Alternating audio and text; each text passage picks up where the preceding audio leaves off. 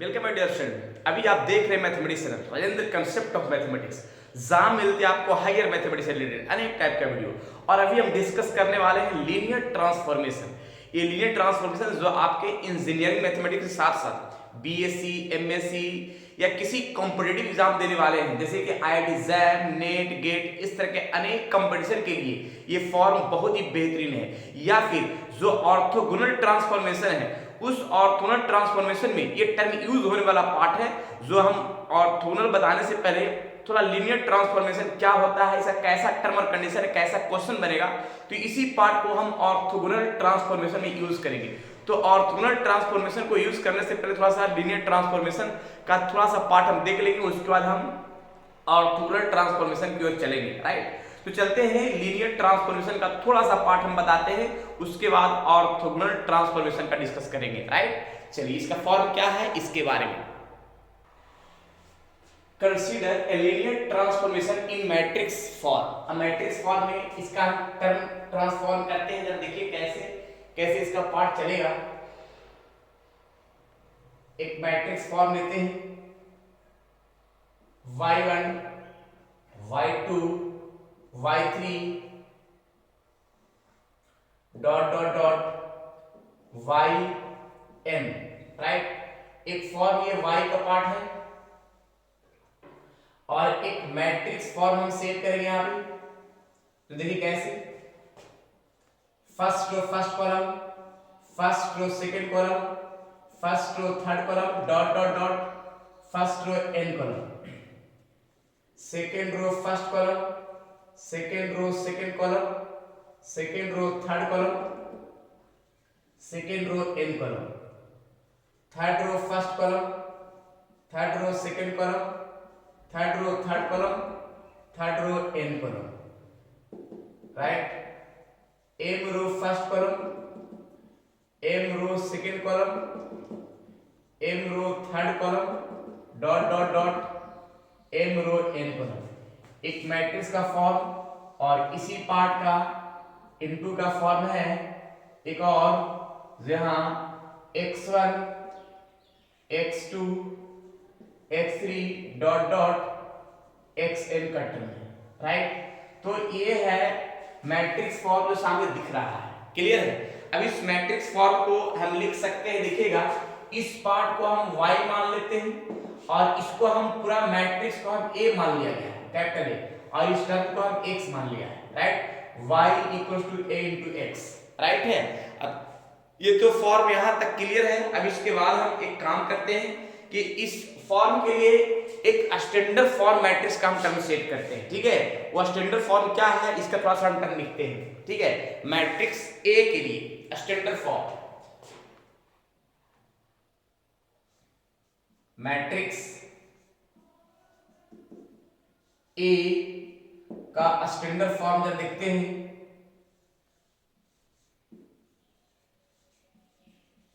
Standard form, right, standard form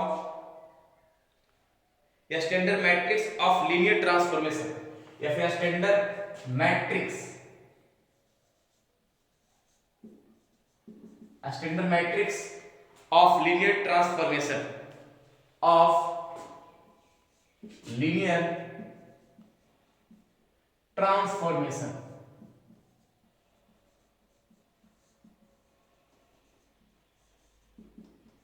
अब linear transformation क्या है जरा देखिएगा।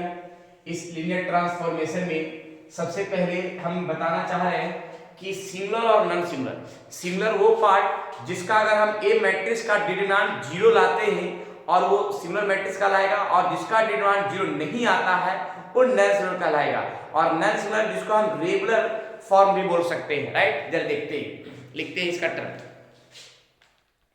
देखिए पार्ट मैंने लिखा क्या है, A determinant equal to 0, then transformation matrix A is called singular and their linear transformation is also called singular. Right, अब जरा हम इसका आगे टर्म, ये तो है ए डिटरमिनेंट इक्वल टू 0, ये सिंगुलर फॉर्म का कंडीशन है।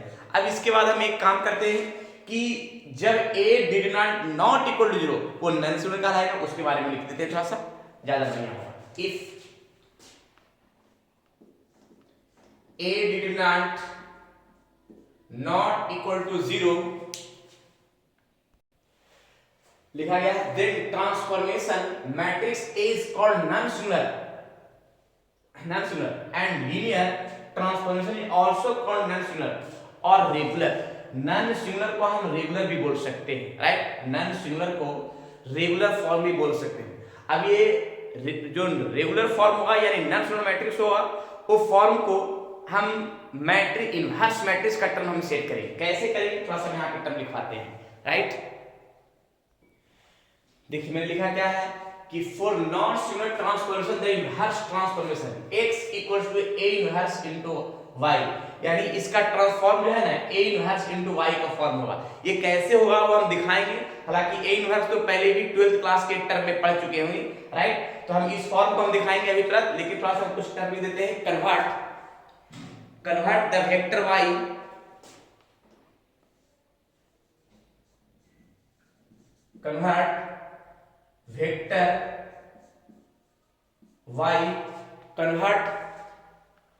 Vector y back to vector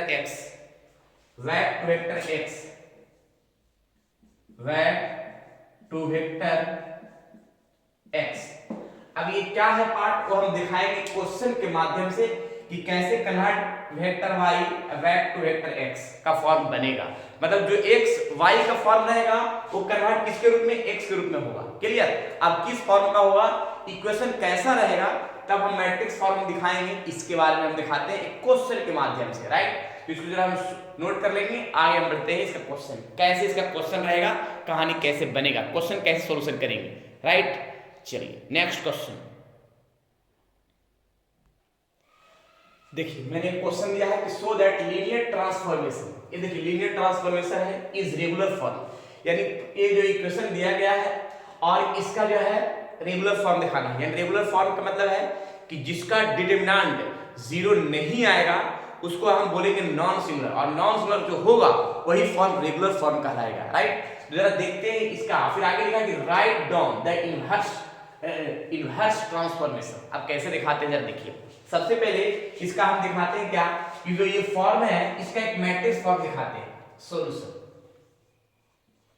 इसका मैट्रिक्स फॉर्म क्या है, y1 y2 और y3, राइट। अब इसके बाद और यहां पे क्या है, इस इक्वेशन को मैट्रिक्स फॉर्म में लिखते हैं। x1 का कोएफिशिएंट यहां 2 है, 1 है, 1 है। x2 का कोएफिशिएंट 1 है और यहां पे 0 है। x3 का कोएफिशिएंट 1 है, 2 है, -2 है, राइट। और यहां पे का जो फॉर्म होगा वो फॉर्म क्या होगा, यहां पे x1 x2 और x3 का पार्ट होगा। मैंने क्या किया, जो x1 का कोएफिशिएंट यहां पे मैंने लिख दिया है, x2 का कोएफिशिएंट जो है ये लिखा है, यहां पे नहीं था इसलिए 0 लिख दिया है, और x3 का कोएफिशिएंट 1 है, 2 है और -2 है जो यहां पे सामने दिया, और ये मैट्रिक्स के फॉर्म।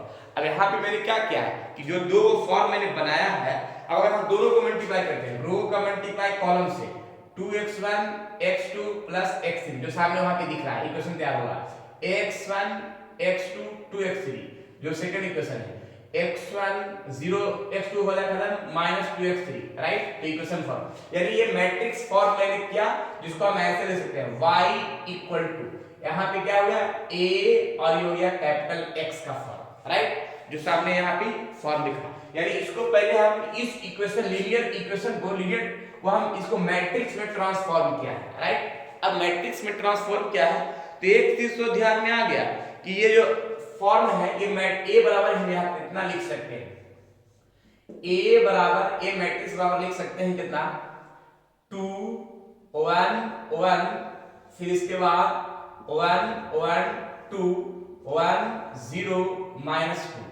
अब ये जो मैट्रिक्स आया है, इस मैट्रिक्स को हम सबसे पहले इसमें अपनाते क्या है कि इसका हम डिटरमिनेंट निकालते हैं, राइट। इसका डिटरमिनेंट क्या होगा जरा देखिएगा, इसका डिटरमिनेंट निकालते हैं, ए मैट्रिक्स का डिटरमिनेंट निकालते हैं। डिटरमिनेंट क्या होगा कि 2 के सामने रखते हैं, इसको इससे मल्टीप्लाई किया, ये आ जाएगा -2 और ये 0, 1 के सामने रखते हैं तो इसको इससे -2 और ये आ जाएगा कितना -2, और 1 के सामने आएगा तो तो 0 माइनस 1 इसको लिख सकते हैं -4 और +4 और ये -1 इक्वल्स टू -1 जो a जो है 0 के बराबर नहीं है। तो जब a डिटरमिनेंट 0 के बराबर नहीं है तो ये तो कहलाएगा नॉन सिंगुलर, जिसको हम रेगुलर बोल सकते हैं, राइट। ये क्या कहलाएगा? The matrix A is non singular. The matrix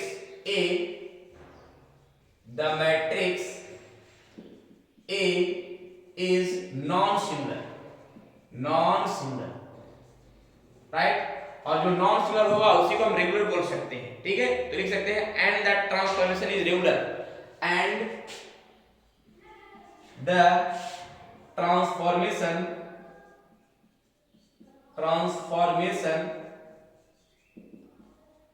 is regular, right, regular.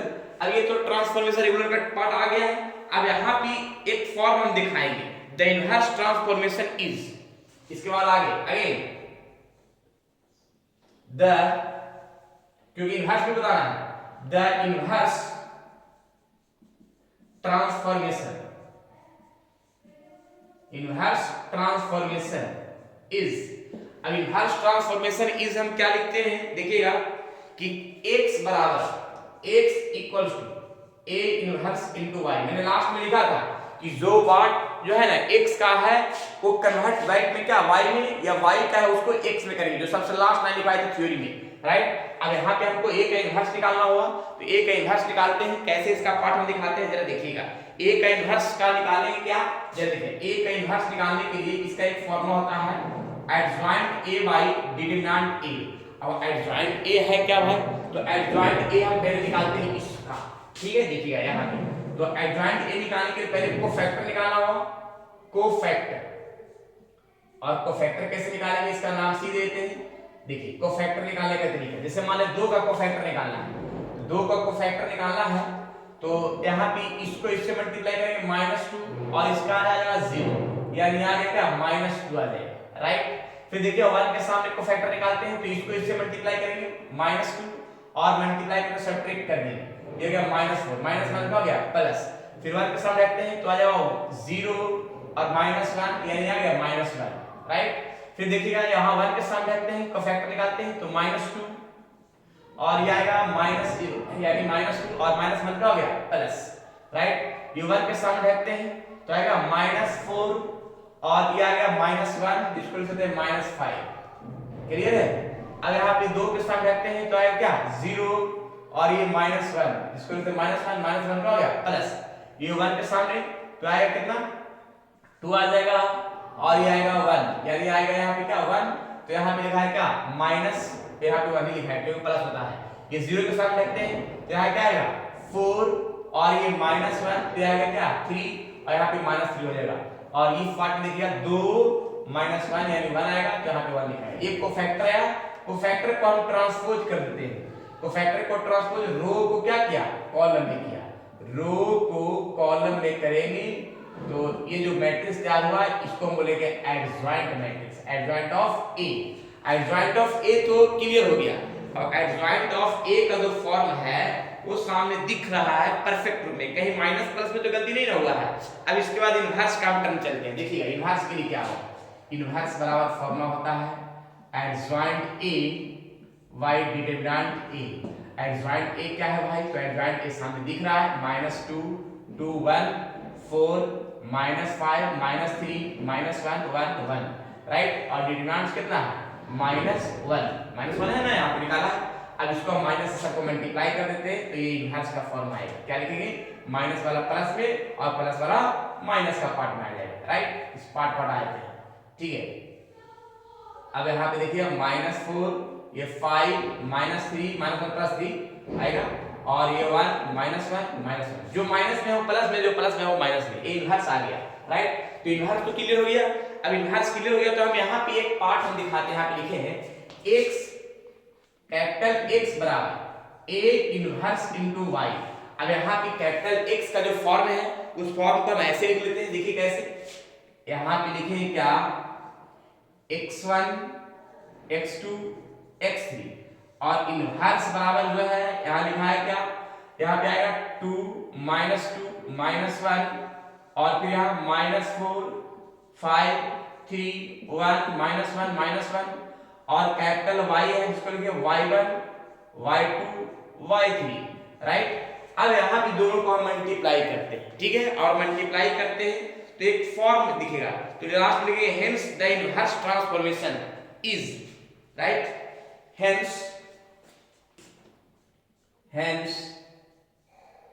The inverse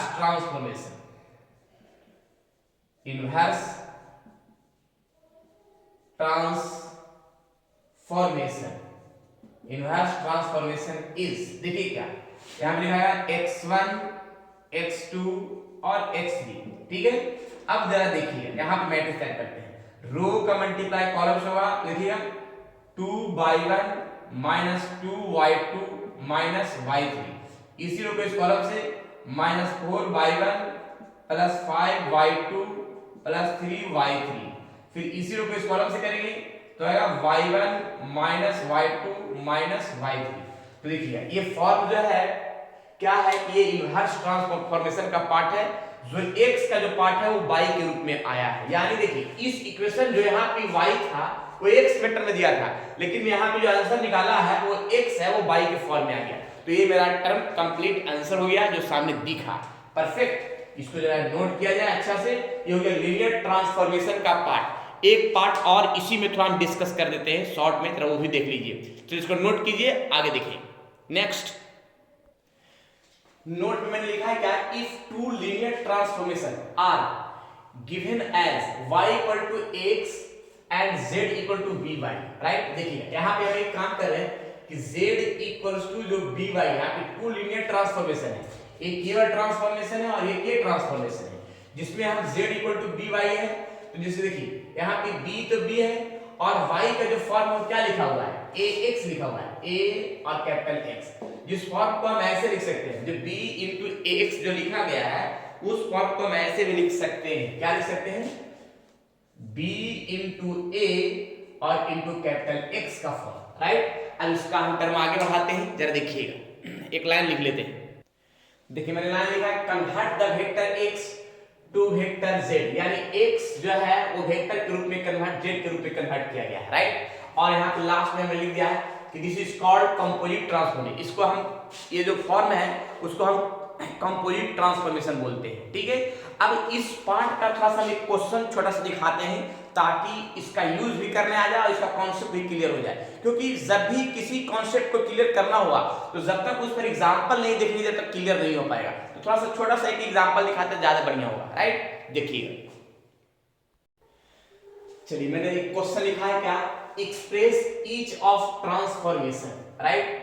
x1 = 3/1 + 2/2, x2 = -5/1 + 4/2 and y1 = z1 + 2z2, y2 = 3z1 in matrix form and find composite transformation which expression x1 x2 in the terms of z1 and z2। कैसे है देखिए, पहले तो हम first line जो लिखा हुआ उस फॉर्म को, सॉल्यूशन यहां पे लिखा है x1 = 3y1 + 2y2, एक और लिखा हुआ है x2 = -y1 + 4y2। इस फॉर्म को हम, लीनियर फॉर्म को हम मैट्रिक्स फॉर्म में कन्वर्ट करते हैं, इन मैट्रिक्स फॉर्म, इन मैट्रिक्स फॉर्म। अब मैट्रिक्स फॉर्म क्या है देखिएगा, इसको लिखते हैं ऐसे x1 और x2, राइट, मैट्रिक्स में। और यहां पे क्या करेंगे कि y1 का कोएफिशिएंट 3 और -1, 2 और 4, और यहां पे क्या है कि लिखा है y1 और y2, राइट, क्योंकि ये इसको रो को मल्टीप्लाई करेंगे कॉलम से तो इतना आएगा, इसको करेंगे इससे इतना आएगा, यानी हो गया क्या, कैपिटल x बराबर, इसको करेंगे a और यहां क्या करेंगे y, इसको x और इसको a मैट्रिक्स और इसको y का फॉर्म, राइट, जो यहां पे सामने दिख रहा है। क्लियर है। एक और फॉर्म दिया गया है, उसको भी हम टर्म में सही बना लेते हैं, जरा देखिएगा। एक और इक्वेशन यहां पे है, अगेन एक और फॉर्म है, y1 = z1 + 2z2, राइट। फिर यहां देखिएगा y2 = 3z1, z2 तो नहीं है, 0 हो जाएगा। अब इसका भी मैट्रिक्स फॉर्म बनाते हैं, इन मैट्रिक्स फॉर्म, इन मैट्रिक्स फॉर्म। और मैट्रिक्स फॉर्म क्या है जरा देखिएगा, इसको हम लिखेंगे क्या, y1 और ये क्या हो गया y2, राइट। और यहाँ पे क्या है x1, यहाँ पे z का फॉर्म है और ये भी है, और यहाँ पे देखिए 0 आ जाएगा। इस फॉर्म को हम लिखेंगे क्या, z1 एंड z2 का फॉर्म। इस टर्म को लिखेंगे क्या, इस मैट्रिक्स फॉर्म को देखिए कैसे लिखते हैं।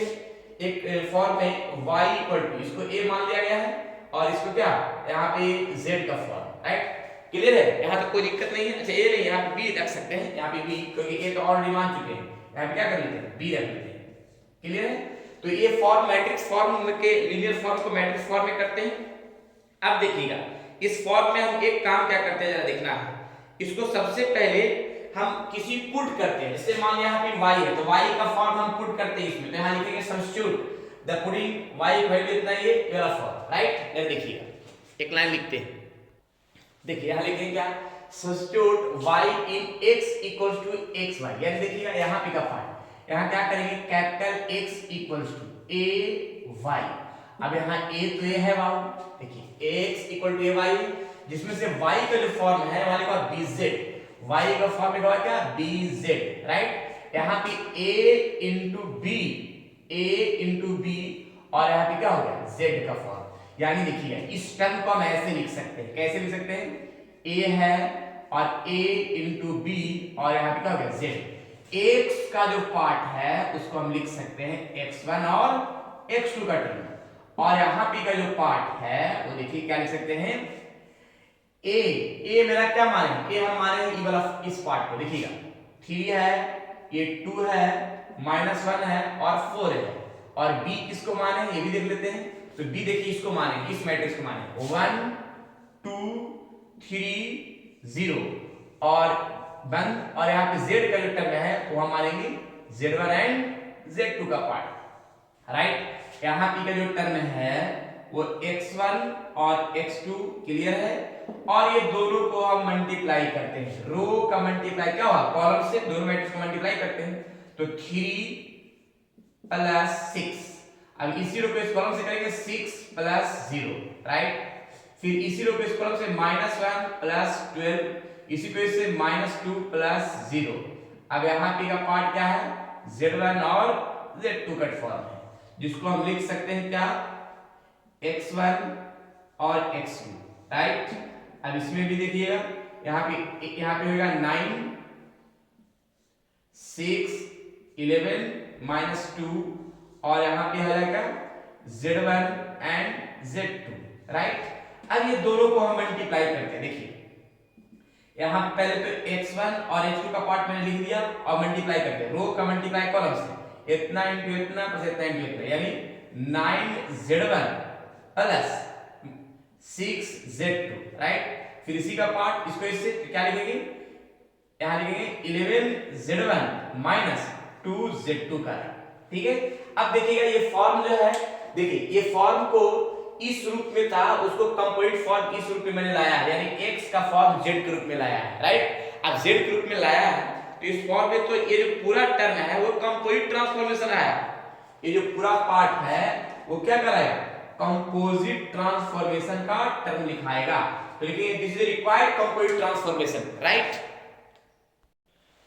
Is the required composite transformation, right. ये कंपोजिट ट्रांसफॉर्मेशन में ट्रांसफॉर्म करना था, और ये फॉर्म देखिए x1 x2 in the terms of z1 and z2, यानी x1 x2 का टर्म जो z1 z2 का टर्म में आना चाहिए, जो मैंने लाया है, राइट। तो एक लाइन और लिख देते हैं, which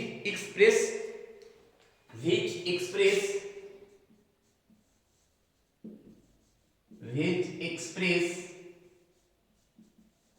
x1 x2 in terms of x1 x2 in terms of z1 z2, right.